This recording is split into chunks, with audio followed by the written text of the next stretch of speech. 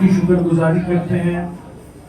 بچوں نے بہت اچھی پرفارمنسز دی ہیں اور ہم ان ٹیچروں کے لیے بھی جو کئی دنوں سے تیاری کرا رہی ہیں خدا کی شکر گزاری کرتے ہیں. آپ ان کے لیے اور بچوں کے لیے زوردار تالیاں.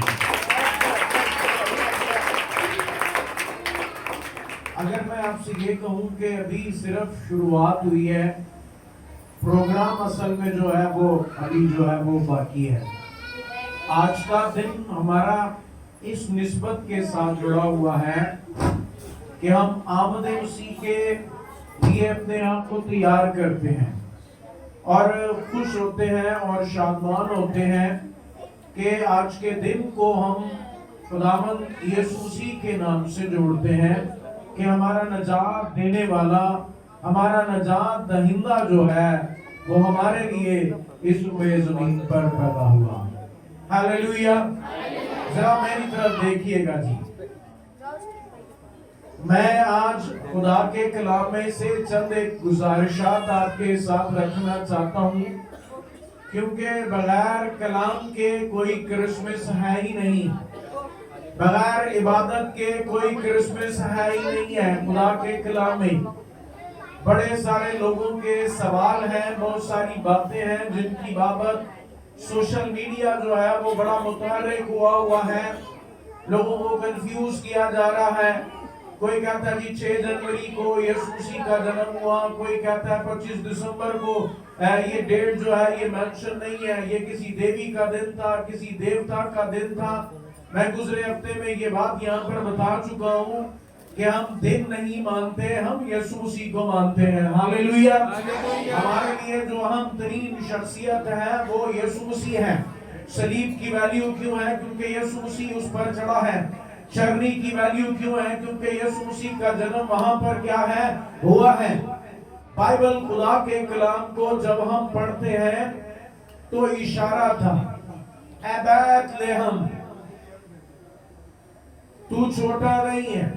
گو کے رقبہ کے لحاظ سے، آبادی کے لحاظ سے وہ ایک چھوٹی سی جگہ تھی. بیت کا مطلب ہے گھر، لحم کا مطلب ہے روٹی، یعنی روٹی کا گھر. یسی کا گھر یہیں پر تھا، داؤد کا گھر یہیں پر تھا. اس کا داؤد کے گھرانے سے تعلق ہونا اور یسوع مسیح کا جنم بیت لحم میں ہونا، یہ دو فرق باتیں تھیں. کیونکہ جب یسوع مسیح اس روئے زمین پر آنے والے تھے تو خدا کا فرشتہ مقدس جبرائیل جو ہے وہ جب گلیل میں جاتا ہے تو گلیل اور بیت لحم کا کافی دورانیہ ہے، کئی میلوں کا فرق ہے دونوں کے بیچ میں. لیکن ہزاروں سال پہلے کلام ہو چکا ہے کہ تجھ میں سے ایک سردار نکلے گا جو غلہ بانی کرے گا، جس کی حکومت سر تا سر سمندر کی حدوں کو پار کرنے والی ہے. اس کی سلطنت کا کوئی اخیر نہیں ہے. اس کی بابت کہا گیا. پھر ایسے میں جب یسوع مسیح کا جنم ہونے والا ہے، فرشتہ آسمان پر سے اتر کر آ کر مقدسہ مریم سے کلام کرتا ہے کہ تیرے بیٹا ہوگا، وہ اپنے لوگوں کو ان کے گناہوں سے کیا کرے گا؟ نجات دے گا. اب اس سارے ماحول میں، سارے سیناریو میں خدا نے یہ پیغام دیا ہے کہ وہ لڑکا جو پیدا ہونا ہے وہ کہاں پر پیدا ہونا ہے؟ بیت لحم میں ہونا ہے. لیکن ان کا تعلق اس وقت، ان کی رہائش اس وقت گلیل کے اندر ہے. ایسے میں خدا نے کیا کیا؟ بادشاہ کو ابھارا جو رومی گورنمنٹ کا بادشاہ ہے، جس کا نام کیسر اگسطس ہے. اگسطس کے دل میں ایک بات ڈالی گئی ہے. یرمیہ کی کتاب میں لکھا ہے خدا اپنا کلام پورا کرنے کے لیے ہر وقت کیا رہتا ہے؟ بیدار رہتا ہے. اور کلام میں لکھا ہے کیسر اگسطس کے دل میں یہ بات آئی. اس نے کیا کیا؟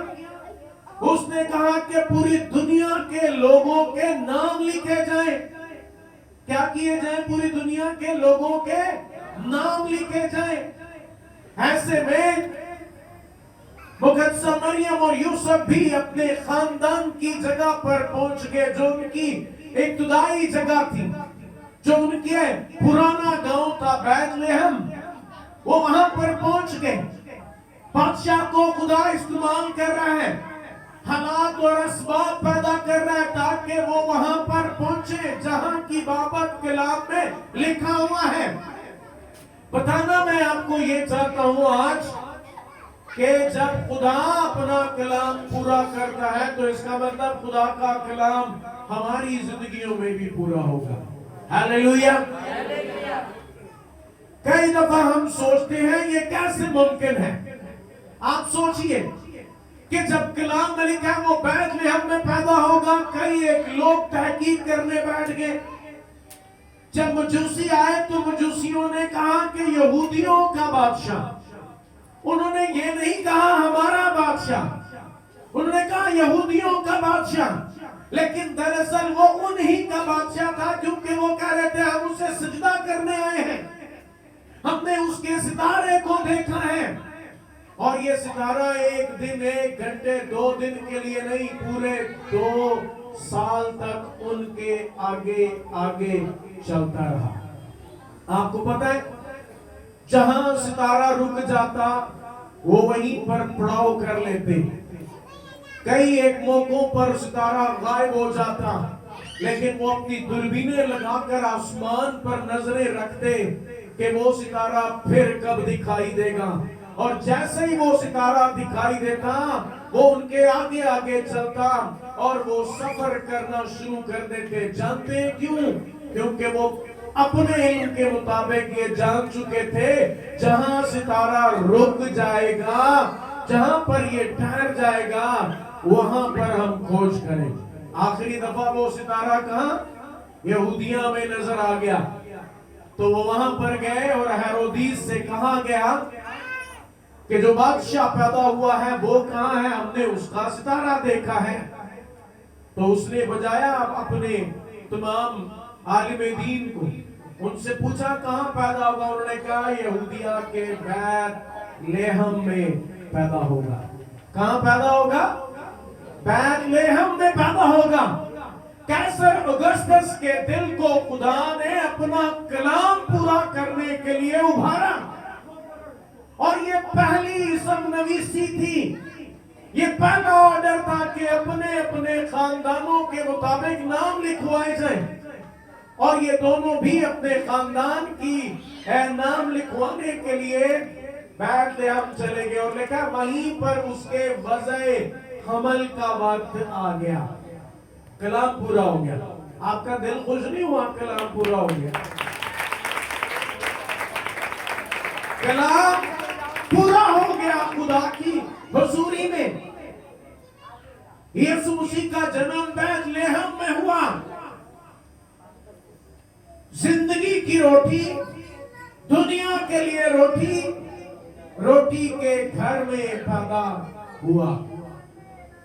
خاص مقصد اس کا زمین پر آنا، یاد رکھیے گا۔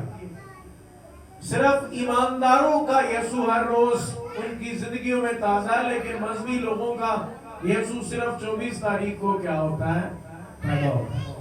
لیکن ہمارے لیے وہ پیدا ہو چکا ہے، ہمارے لیے اس نے زمین پر وقت گزار دیا ہے، ہمارے لیے اس نے بے شمار معجزات کر دیے ہیں، ہمارے لیے اس نے صلیب کا دکھ سہا، وہ موا اور اس نے قبر کو بھی فتح کر لیا، اس نے موت کو بھی جیت لیا، اور لکھا وہ سارے آسمانوں سے اوپر کبریا کی دانی طرف بیٹھا ہے، جہاں سے وہ لوٹ کر آنے والا ہے۔